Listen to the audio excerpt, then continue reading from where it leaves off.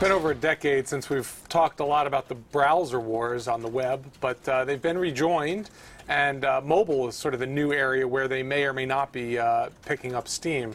Rob's done a really interesting piece on this. Talk to us a little bit through sort of how this is all cooked up again. Well, if you look at on desktops, one research company just came out and said Google's Chrome is now the most popular browser out there. That's a relatively new one, obviously. Yeah, it was introduced only in 2008. So, right. And if you took talk over Explorer, or from Internet Explorer. Internet right. Explorer was by far the dominant one, and now it's inching up. Of course, it depends how you measure it. You know, grandma out there is not using Chrome, but right. you know, some web geek is definitely using Chrome. Right, so but in 4 years, for any measure to kind of put exactly, it there is pretty impressive. It's pretty amazing. And why they're doing it is simple. They have to give a share of the ad revenue when someone else, another browser uses Google as a search engine, Google gives a cut of the revenue to them. So there are certain, I mean, this whole bundling, tying, because they're doing it with Gmail and now the browser and the search, and putting all that together is obviously more profitable. It sounds a little bit like Microsoft. It does, and that's why antitrust authorities are examining this. However, you know, if you look at it, there are reasons why to think that competition is actually pretty good in the desktop space, because if you buy a PC, it comes with Internet Explorer. And if you want another one, you have to download it. Right. And so there's a definite competition going on here. The more interesting area is in mobile.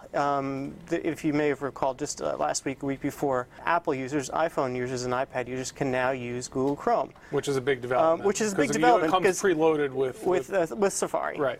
But the problem is that it's still not a great browser for iPhone, and they're also, Apple's doing little things to kind of tweak it and make it so that people, you're going to use Safari. For instance, if you have an email and you click on it, a link, it's going to default to Safari. Right. And the reason they're doing this, of course, is because they want a share of their ad revenue. Is there any sign that regulators are starting? I mean, this is the question: is whether or not we're going to see another big antitrust fight, right? I mean, the problem is that there's still a lot of competition among.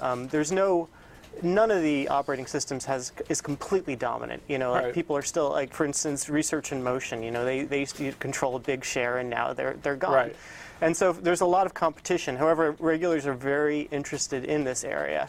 The problem is, of course, in terms of mobile. In terms of mobile, but the problem is regulators can't just jump in until there's actually something going wrong. Exactly, until one company dominates the area. What's more interesting, though, is that there may be a market solution. A bunch of the big telecom companies like Telefonica and Deutsche Telekom got together and backed Mozilla, saying, "Well, Mozilla makes the Firefox. The Firefox, right? Yeah. We won't have competition in browsers. We're going to have competition in operating systems. You're going to offer a rival to the iPhone and to Android. So there may be a market-based solution before this gets to the regulators as well. Yeah, given that antitrust authorities can take a decade, I would suspect that's probably true. All right, we'll keep an eye on this space, and we'll be back with more Breaking Views tomorrow.